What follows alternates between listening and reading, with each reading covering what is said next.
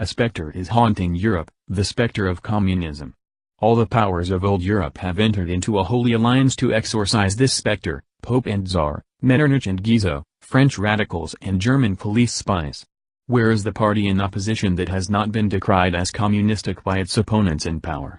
Where is the opposition that has not hurled back the branding reproach of communism, against the more advanced opposition parties, as well as against its reactionary adversaries? Two things result from this fact. Communism is already acknowledged by all European powers to be itself a power. 2. It is high time that communists should openly, in the face of the whole world, publish their views, their aims, their tendencies, and meet this nursery tale of the specter of communism with a manifesto of the party itself. To this end, communists of various nationalities have assembled in London and sketched the following manifesto, to be published in the English, French, German, Italian, Flemish and Danish languages. Bourgeois and proletarians. The history of all hitherto existing society is the history of class struggles. Freeman and slave, patrician and plebeian, lord and serf, guildmaster and journeyman, in a word, oppressor and oppressed, stood in constant opposition to one another, carried on an uninterrupted, now hidden, now open fight, a fight that each time ended, either in a revolutionary reconstitution of society at large, or in the common ruin of the contending classes. In the earlier epochs of history, we find almost everywhere a complicated arrangement of society into various orders, a manifold gradation of social rank. In ancient Rome we have patricians, knights, plebeians, slaves; in the Middle Ages, feudal lords, vassals, guildmasters, journeymen, apprentices, serfs; in almost all of these classes, again, subordinate gradations. The modern bourgeois society that has sprouted from the ruins of feudal society has not done away with class antagonisms. It has but established new classes, new conditions of oppression, new forms of struggle in place of the old ones. 15 Manifesto of the Communist Party. Our epoch, the epoch of the bourgeoisie, possesses, however, this distinct feature: it has simplified class antagonisms. Society as a whole is more and more splitting up into two great hostile camps, into two great classes directly facing each other, bourgeoisie and proletariat. From the serfs of the Middle Ages sprang the chartered burghers of the earliest towns. From these burgesses the first elements of the bourgeoisie were developed. The discovery of America, the rounding of the Cape, opened up fresh ground for the rising bourgeoisie. The East Indian and Chinese markets, the colonization of America, trade with the colonies, the increase in the means of exchange and in commodities generally, gave to commerce, to navigation, to industry, an impulse never before known, and thereby, to the revolutionary element in the tottering feudal society, a rapid development. The feudal system of industry, in which industrial production was monopolized by closed guilds, now no longer sufficed for the growing wants of the new markets. The manufacturing system took its place. The guild masters were pushed on one side by the manufacturing middle class. Division of labor between the different corporate guilds vanished in the face of division of labor in each single workshop. Meantime the markets kept ever growing, the demand ever rising. Even manufacture no longer sufficed.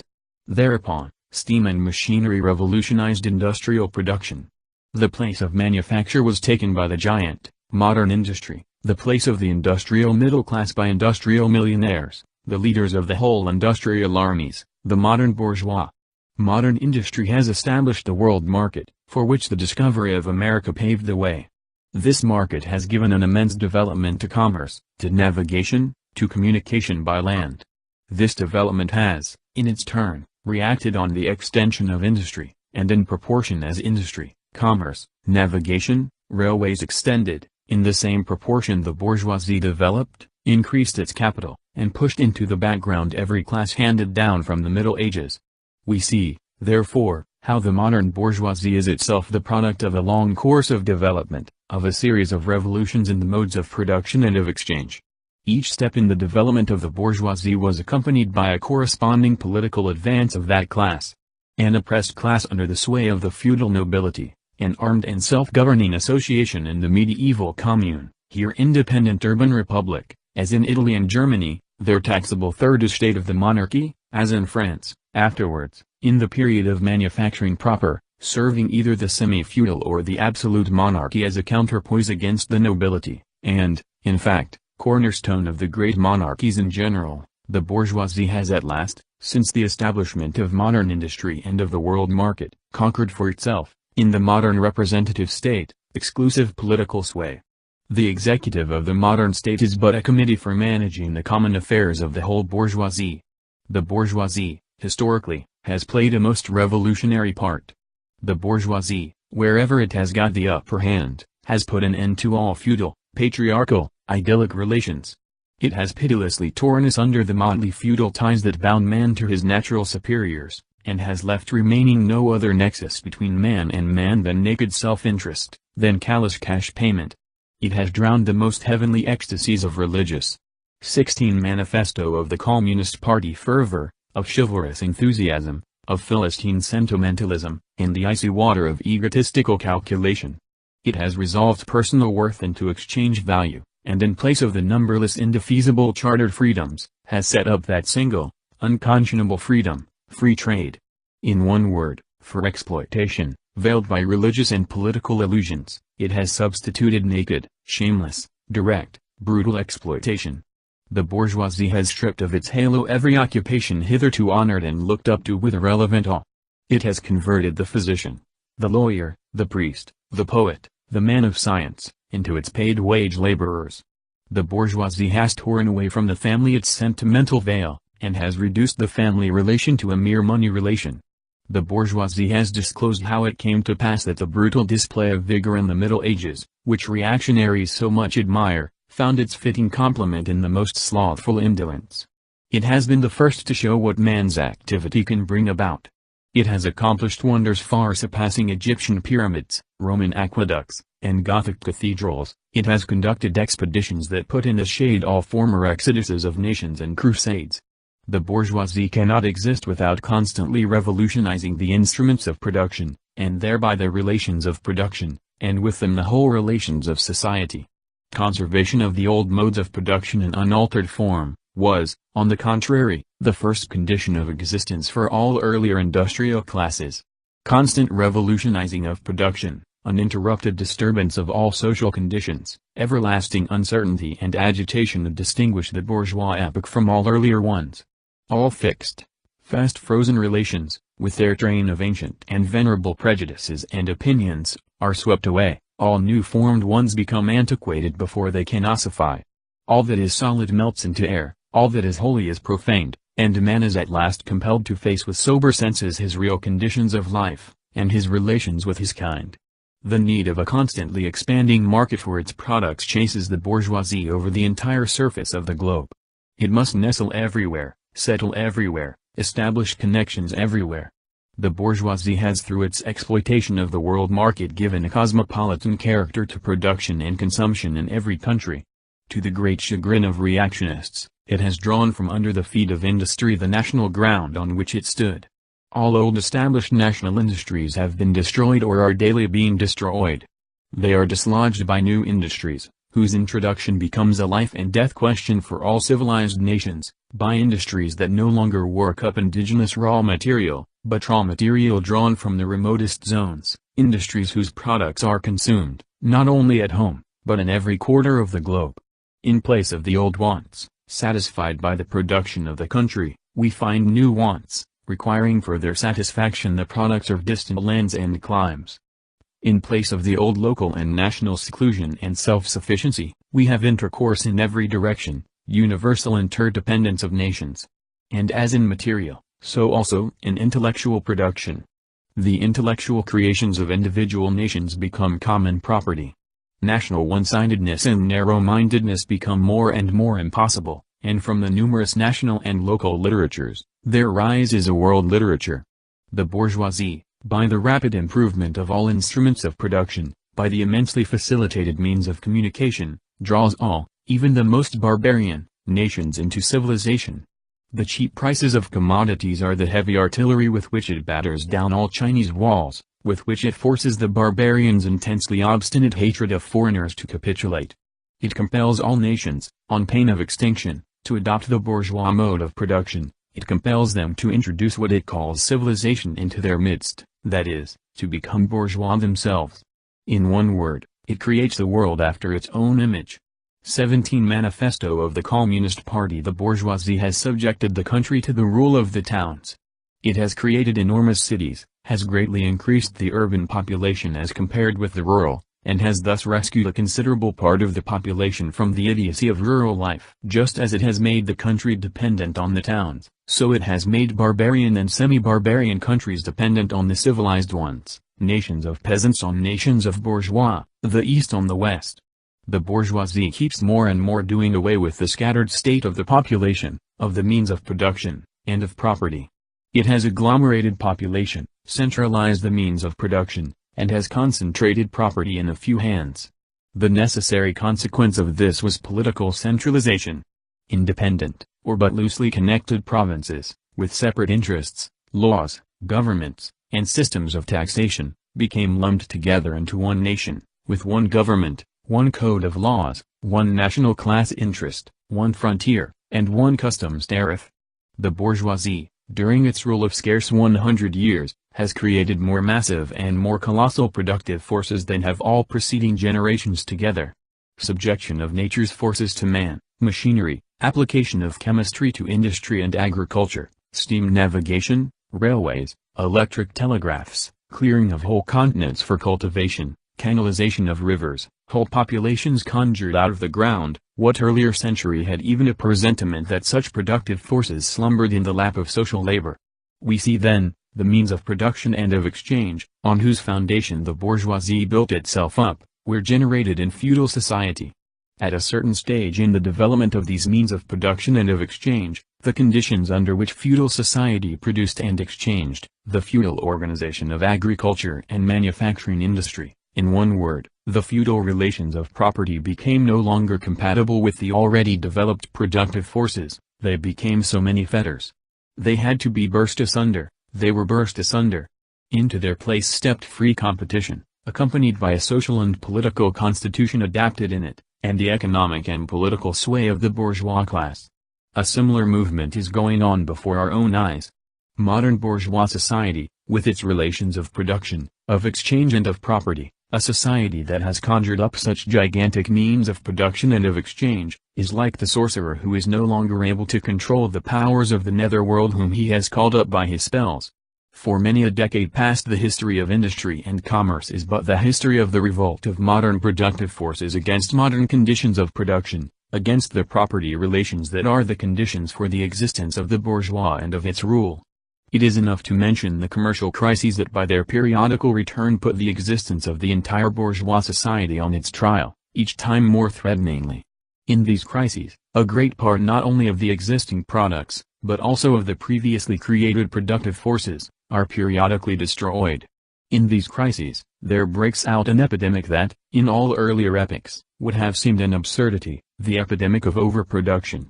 Society suddenly finds itself put back into a state of momentary barbarism. It appears as if a famine, a universal war of devastation, had cut off the supply of every means of subsistence. Industry and commerce seem to be destroyed. And why? Because there is too much civilization, too much means of subsistence, too much industry, too much commerce. The productive forces at the disposal of society no longer tend to further the development of the conditions of bourgeois property. On the contrary, they have become too powerful for these conditions, by which they are fettered, and so soon as they overcome these fetters, they bring disorder into the whole of bourgeois society, endanger the existence of bourgeois property. The conditions of bourgeois society are too narrow to comprise the wealth created by them. And how does the bourgeoisie get over these crises?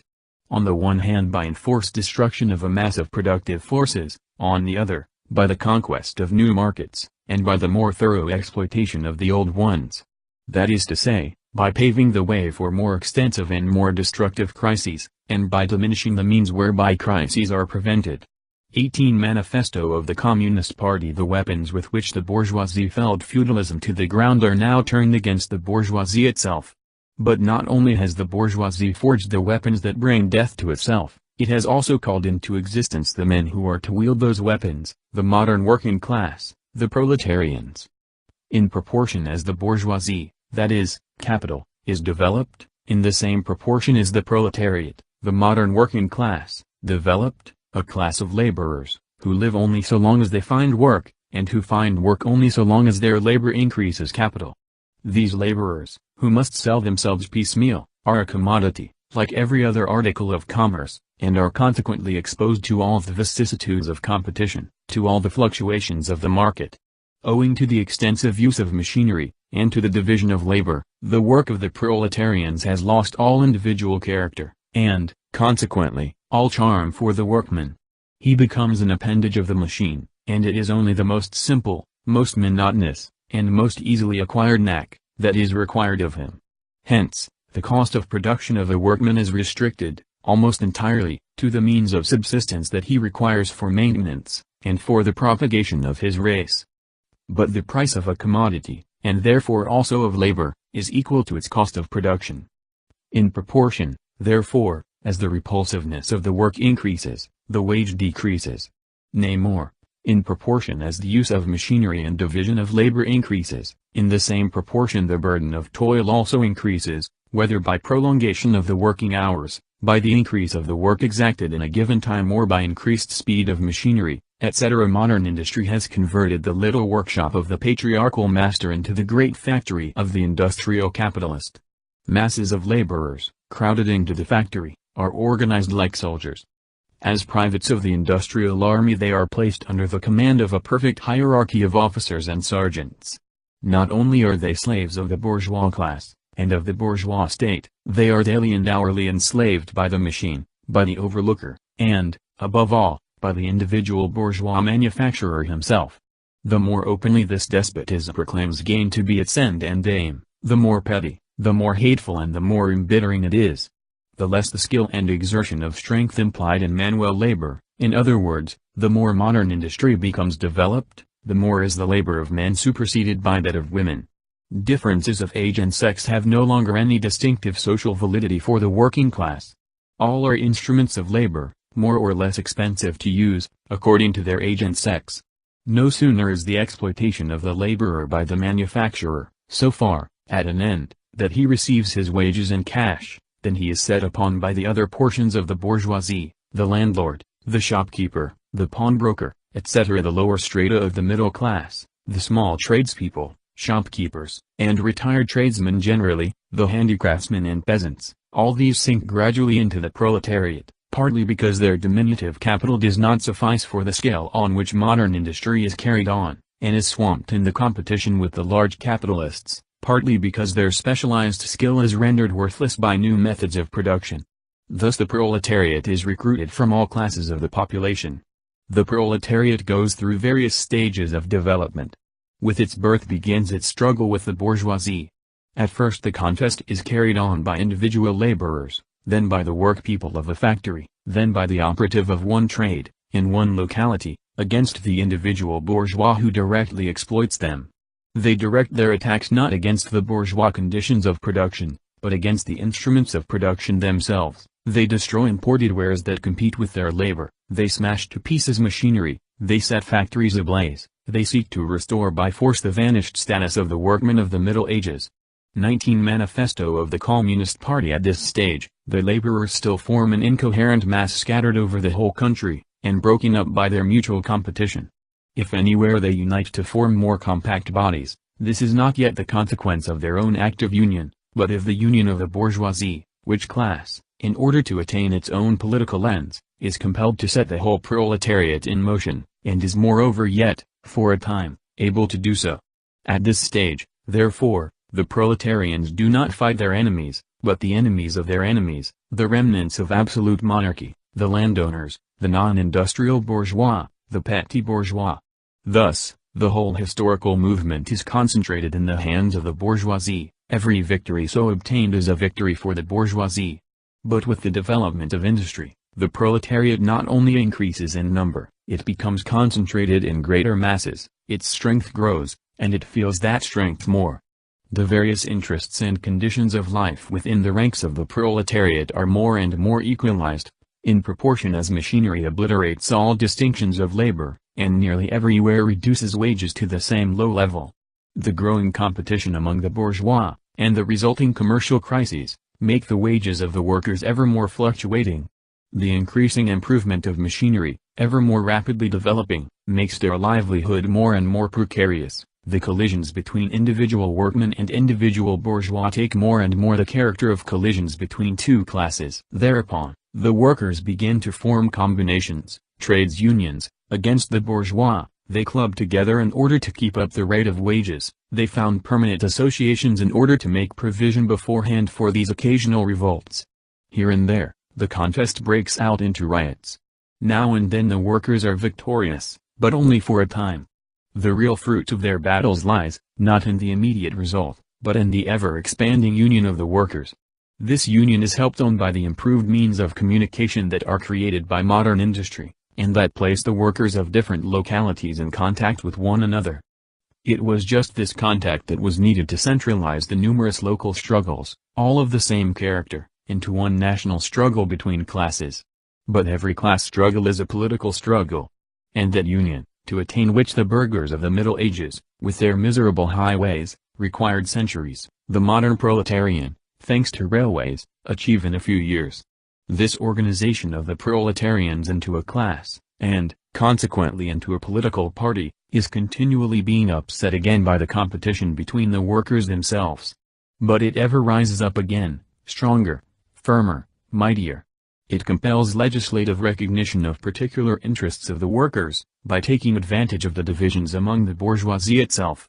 Thus, the Tenders Bill in England was carried. Altogether collisions between the classes of the old society further, in many ways, the course of development of the proletariat. The bourgeoisie finds itself involved in a constant battle. At first with the aristocracy, later on, with those portions of the bourgeoisie itself, whose interests have become antagonistic to the progress of industry, at all time with the bourgeoisie of foreign countries. In all these battles, it sees itself compelled to appeal to the proletariat, to ask for help, and thus, to drag it into the political arena. The bourgeoisie itself, therefore, supplies the proletariat with its own elements of political and general education. In other words, it furnishes the proletariat with weapons for fighting the bourgeoisie. Further, as we have already seen, entire sections of the ruling class are, by the advance of industry, precipitated into the proletariat, or are at least threatened in their conditions of existence. These also supply the proletariat with fresh elements of enlightenment and progress. Finally, in times when the class struggle nears the decisive hour, the progress of dissolution going on within the ruling class, in fact within the whole range of old society, assumes such a violent, glaring character, that a small section of the ruling class cuts itself adrift, and joins the revolutionary class, the class that holds the future in its hands. Just as, therefore, at an earlier 20 manifesto of the Communist Party period, a section of the nobility went over to the bourgeoisie, so now a portion of the bourgeoisie goes over to the proletariat, and in particular, a portion of the bourgeois ideologists, who have raised themselves to the level of comprehending theoretically the historical movement as a whole. Of all the classes that stand face to face with the bourgeoisie today, the proletariat alone is a really revolutionary class. The other classes decay and finally disappear in the face of modern industry. The proletariat is its special and essential product. The lower middle class, the small manufacturer, the shopkeeper, the artisan, the peasant, all these fight against the bourgeoisie, to save from extinction their existence as fractions of the middle class. They are therefore not revolutionary, but conservative. Nay more, they are reactionary, for they try to roll back the wheel of history. If by chance, they are revolutionary, they are only so in view of their impending transfer into the proletariat. They thus defend not their present, but their future interests. They desert their own standpoint to place themselves at that of the proletariat. The dangerous class, lumpen proletariat, the social scum, that passively rotting mass thrown off by the lowest layers of the old society, may, here and there, be swept into the movement by a proletarian revolution. Its conditions of life, however, prepare it far more for the part of a bribed tool of reactionary intrigue. In the condition of the proletariat, those of old society at large are already virtually swamped. The proletarian is without property, his relation to his wife and children has no longer anything in common with the bourgeois family relations. Modern industry labor, modern subjection to capital, the same in England as in France, in America as in Germany, has stripped him of every trace of national character. Law, morality, religion, are to him so many bourgeois prejudices, behind which lurk in ambush just as many bourgeois interests. All the preceding classes that got the upper hand sought to fortify their already acquired status by subjecting society at large to their conditions of appropriation. The proletarians cannot become masters of the productive forces of society, except by abolishing their own previous mode of appropriation, and thereby also every other previous mode of appropriation. They have nothing of their own to secure and to fortify. Their mission is to destroy all previous securities for, and insurances of, individual property. All previous historical movements were movements of minorities, or in the interest of minorities. The proletarian movement is the self-conscious, independent movement of the immense majority, in the interest of the immense majority. The proletariat, the lowest stratum of our present society, cannot stir, cannot raise itself up, without the whole superincumbent strata of official society being sprung into the air. Though not in substance, yet in form, the struggle of the proletariat with the bourgeoisie is at first a national struggle. The proletariat of each country must, of course, first of all settle matters with its own bourgeoisie. In depicting the most general phases of the development of the proletariat, we trace the more or less veiled civil war, raging within existing society, up to the point where the war breaks out into open revolution, and where the violent overthrow of the bourgeoisie lays the foundation for the sway of the proletariat. Hitherto, every form of society has been based, as we have already seen, on the antagonism of oppressing and oppressed classes. But in order to oppress a class, certain conditions must be assured to it under which it can, at least, continue its slavish existence. The serf, in the period of serfdom, raised himself to membership in the commune, just as the petit bourgeois, under the yoke of the feudal absolutism, managed to develop into a bourgeois.